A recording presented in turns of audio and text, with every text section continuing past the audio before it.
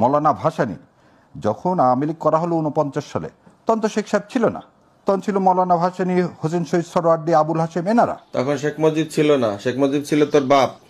তখন শেখ মুজিব ছিল না, তখনকার আওয়ামী লীগের কমিটিতে ছিল কি তোর আব্বারা, রাজাকাররা।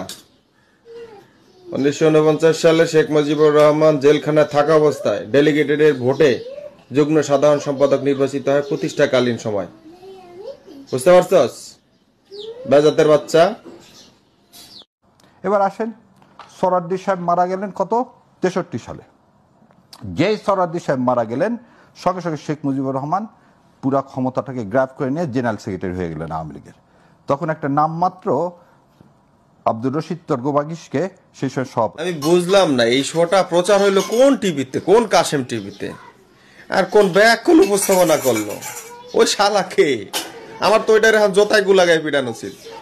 তুই এই মিথ্যুকে, বদমাইশকে কোথা থেকে নিয়ে আসছিস? 1963 সালে শেখ মুজিবুর রহমান প্রথম সাধারণ সম্পাদক হয়।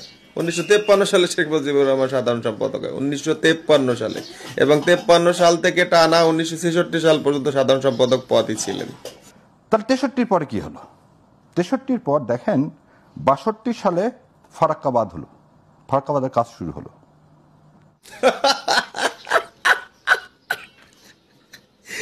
63 পরে কি হলো? 63 পরে 62? তখনকার সময় কি 63 পরে 62 সালাই তো ভাই? আমি তো জানি না। যাক, এটাও মিথ্যা কথা কইছে শালার ঘরে শালায়। 63 পরে 62 সালে ফারাক্কাবাদের কাজ শুরু হয়েছে। আসলে ফারাক্কাবাদের কাজ শুরু হয়েছে 1961 সালে। ঠিক আছে, আর একটু শুনেন ধৈর্য সহকারে। আগরতলা ষড়যন্ত্র মামলা, এটা আসলে ষড়যন্ত্র না। ইন্ডিয়ার সাথে যে শেখ মুজিব নিজে এই পাকিস্তানকে ভাগ করার জন্য এই এজেন্ডা নিয়েছিলেন। ভাই এরপরে আর কিছু বলার ধৈর্য থাকে না। ঠিক আছে, অনেকেই কমেন্ট করে আপনার শিক্ষক মানুষ, গালাগালি করেন।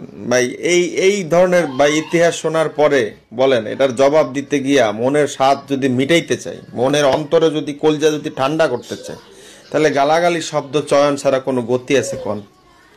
66 সালে ইন্দিরা গান্ধী ইংল্যান্ডে যায়, এবং সে সময় শেখ মুজিবুর রহমান ইংল্যান্ডে যায়।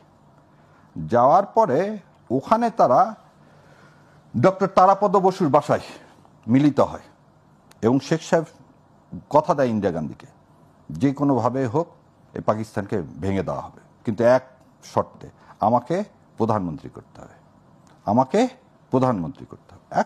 দেখেন কি ইতিহাস শোনাইতেছে, একদম মানে হুবহুব সেই ইতিহাস, যে ইতিহাসের ঐতিহাসিক প্রেক্ষাপটে শোকজ করে